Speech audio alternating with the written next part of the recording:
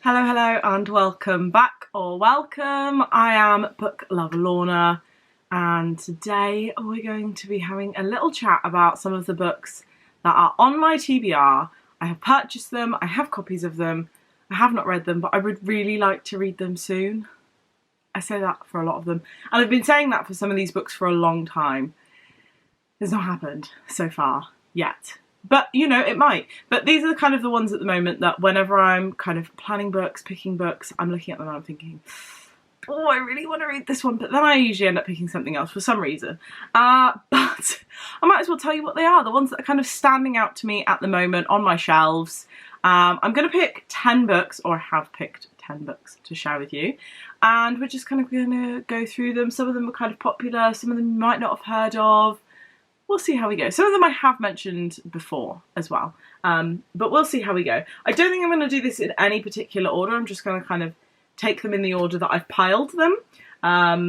So, yeah, the order's completely random. First book of the 10 of my TBR that I would really like to read soon is Three Sisters by Heather Morris. I got this one for Christmas, but it's been out for quite a while. Tattooist of Auschwitz and Silke's Journey, I thought were really kind of well written and everything. I enjoyed them as much as you can, kind of thing. So this one I'm looking forward to reading, but I just kind of haven't picked it up, and I don't know why. I kind of see it and I'm like, oh, I'll read that, and then I see something else, I'm like, oh, I'll read that. But it is quite high up the list, so maybe in the next few months I'll probably read this one, because I was waiting until Christmas to have it. This is actually a signed one. Cute signature there. I've got a signed copy of The Tattooist of Auschwitz as well, but I just think that'll be quite nice. So yeah, that's my first one. Should we talk about what they're about? Because I always forget to do that. Okay, are you ready to hear the pain of me trying to read? When they are little girls, Sibby, Magda, and Livia. This is really hard to read. Make a promise to their father they will stay together no matter what. Years later, just 15, Livia is ordered to Auschwitz by the Nazis. Sibby, only 19 herself, remembers their promise and follows Livia, determined to protect her sister or die with her. Together, they fight to survive through unimaginable cruelty and hardship.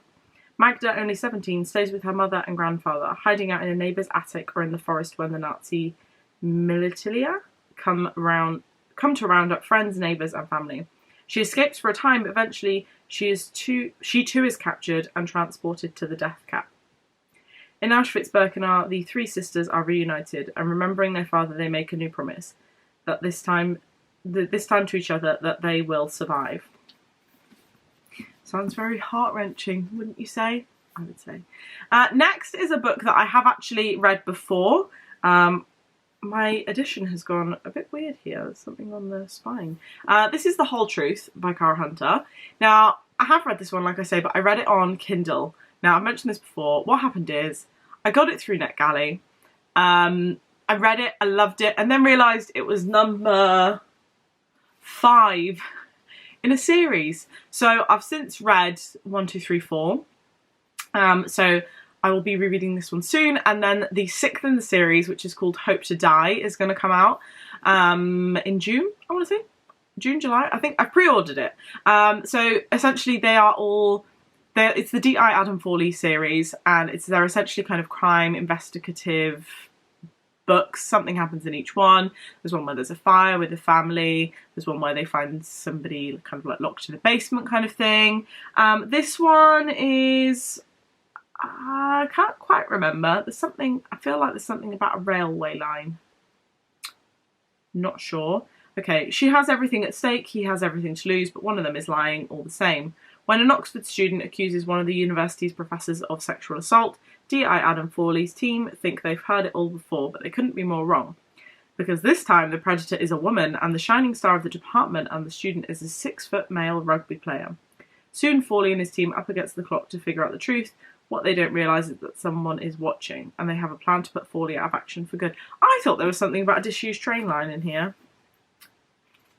It's obviously been a while since I've read it. But yeah, that one I have read, but it's on my TBR shelf, kind of unread in the physical version, and I need to read it before Hope to Die comes out. So I will be reading that one soon. Definitely soon for that one. Now this one, I said I was going to read ages ago, but it is one that I really do want to read.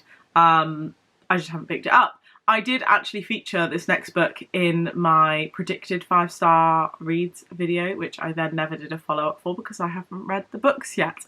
Can't remember what books are in it. I think there's actually 2 in this pile. First one is Fairy Tale Beginnings by Holly Martin. You can see I put a little star tab on here to remind myself I predicted that this would be 5 stars. Oops. Okay, so it's love is an open door except when it keeps slamming in your face. Hopeless romantic Millie Rose has had her fair share of heartbreak. Obsessed with all things Disney. This is going to be my book. I think this, by the way, I think this has been rebranded now as Secrets of Clover Castle. So if you're looking for it online, it's now called Secrets of Clover Castle, not Fairy Tale Beginnings.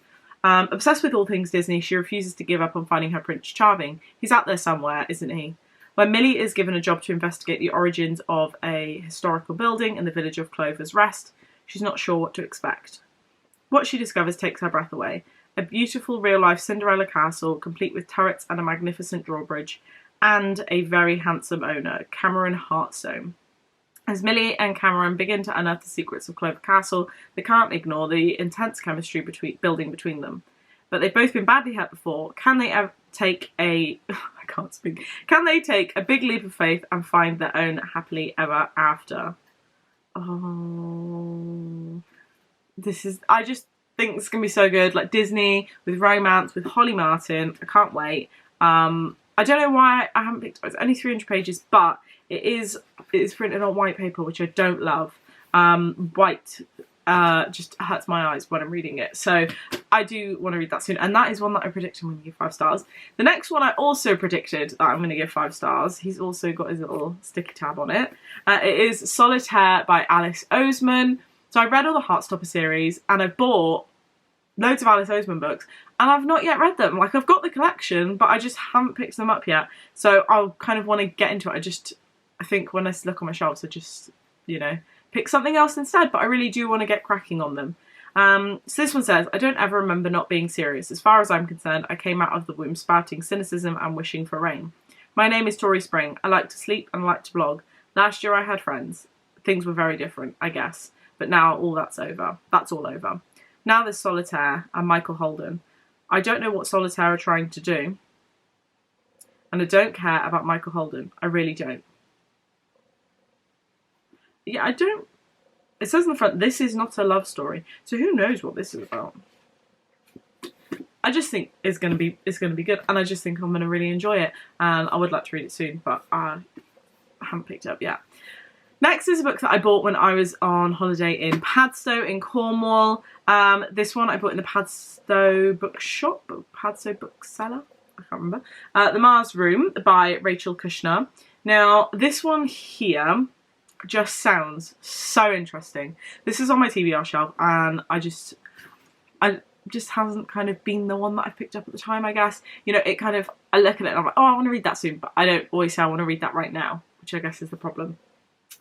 So this one says, Romy Hall is starting 2 consecutive life sentences at Stanville Women's Correctional Facility. Her crime, the killing of her stalker. Inside awaits a world where women must hustle and fight for the bare essentials. Outside, the San Francisco of her youth. The Mars Room strip club where she was once a dancer. Her 7-year-old son, Jackson. Okay. As Romy forms friendships over liqueur brewed in socks and stories shared through sewage pipes, her future seems to unfurl in one long unwavering line, until news from beyond the prison bars forces Romy to try and outrun her destiny. I just think it sounds really interesting. I think I have seen one other person read it. I think they had good things to say about it. So I'd love to read that soon. I'm going to kind of do an offload here to the floor. Now the lighting's going to be all over the gaff. So how many have we done so far? We've done 5. 1, 2, 3, 4, 5. We've got 5 left. Okay. Some of these are very new additions to my shelves. Not this one, this has been on here a long time. Next is The Inland Sea by Madeline Watts. Now, I got this one a while ago, part of a Books That Matter box. I did an unwrapping and I've just not picked it up. But the cover is amazing and I've wanted to, but I think because I don't really know what it's about, I've never kind of had an inclination to pick it up, but I would really love to read it quite soon. So it says, in the early 19th century, British explorer John Oxley traversed the unknown wilderness of Central Australia in search for water. He never found it. but the myth of the inland sea was taken up by other men. Over the years, search parties walked out into the desert, dying as they tried to find it. 2 centuries later, Oxley's great-great-great-granddaughter, now your great-great-great-granddaughter, pretty fine. She's reeling from her own self-destruction. I love bastard. Own self-destructive obsessions, drinking heavily, sleeping with strangers, wandering Sydney streets at night, and navigating an affair with an ex-lover.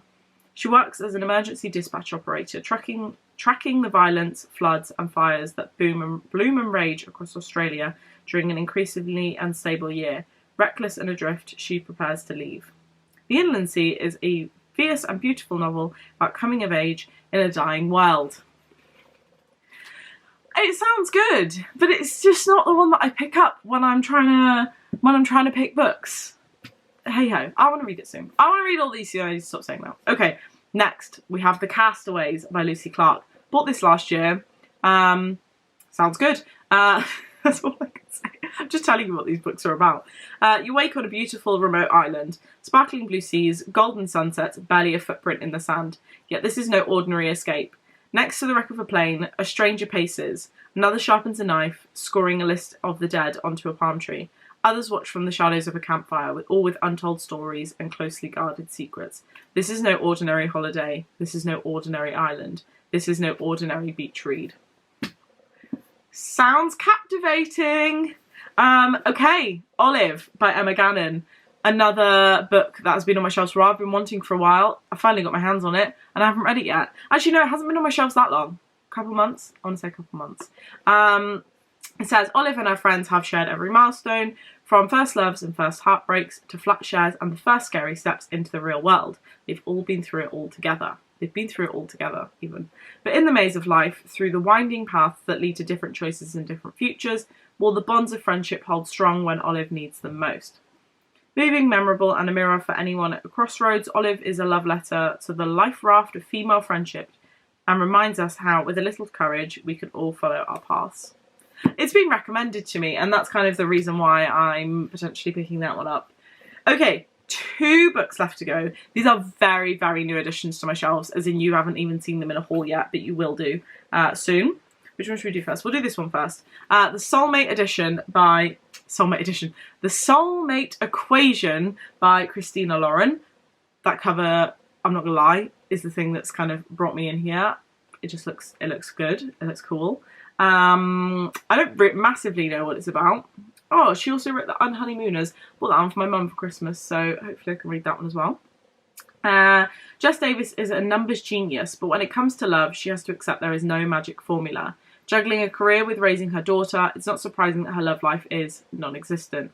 When yet another day ends in disaster, she's prepared to give up on love for good. But then she hears about Genetic Alley. I'm not sure how you say that. It's like kind of 2 words, but not. A buzzy new matchmaking company that claims to find you the one using a DNA equation. Suddenly, love doesn't seem quite so far out of reach. Until our test shows an unheard of 98% compatibility with Genetically's founder, Dr. River Pina.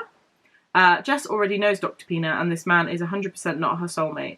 Yet as the pair are dragged from one event to the next as the ultimate diamond pairing, ooh, Bridgerton vibes, that could make Genetically a fortune, Jess begins to realise that there might be more to the scientists and to the science behind a soulmate than she thought.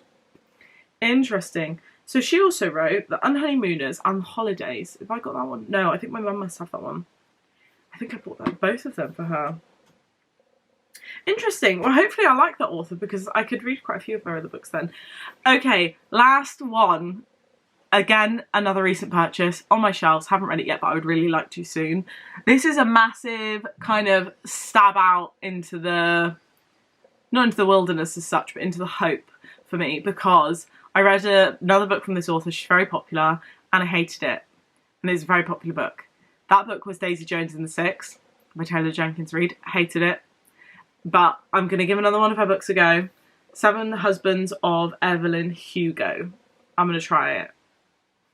I really hope I like this because someone has told me I might still like this, even though I didn't. Oh my god, the writing is so small. How am I going to read that? I'm going to need a magnifying glass. Look at the size of that writing. Can you see how small that is? That's ridiculous. This is for, maybe I've bought a book for like mice to read. This is a mice book. They're so small. Okay, anyway, you probably know what this one's about because you've probably read it and I haven't because I'm very late to the party because I didn't like her other book. Reclusive Hollywood icon Evelyn Hugo is finally ready to tell the truth about her glamorous and scandalous life. When she chooses unknown magazine reporter Monique Grant to write her story, no one is more astounded than Monique herself. From making her way to Los Angeles in the 1950s, to leaving her show business in the 80s, and of course the 7 husbands along the way, Evelyn unfolds a tale of ruthless ambition, unexpected friendship, and a great forbidden love. But as Evelyn's story nears the conclusion, it becomes clear that her life intersects with Monique's own in a tragic and irreversible ways. It sounds interesting. It does sound kind of, there are some similar vibes to Daisy Jones and the Sick, so I'm not sure how that's going to work out, but I'm kind of hopeful that I'm going to enjoy this one more. I mean, I haven't really heard of anyone saying they don't like this one. I have had other people tell me that they agree with me on Daisy Jones and the Six. So we'll see. But I would like to read it soon to try and figure out my thoughts. Just put the books on the floor to figure out my thoughts. So we'll see how long it takes me to kind of get around to these books. You know how it's going to be like. In a year's time, I'm going to do the same video and 2 or 3 of those books are still going to be included in that video. Because that's just how it works. I've got too many books to read, and then I've got so many of my own books to read, and then I end up taking them out of the library. I end up reading Kindle ones as well, when actually what I need to do is read the physical ones. Oops, I just can't help myself. I can't. But if you've read any of these and you really love them, I don't want to hear if you didn't like them because they're ones that I want to read soon.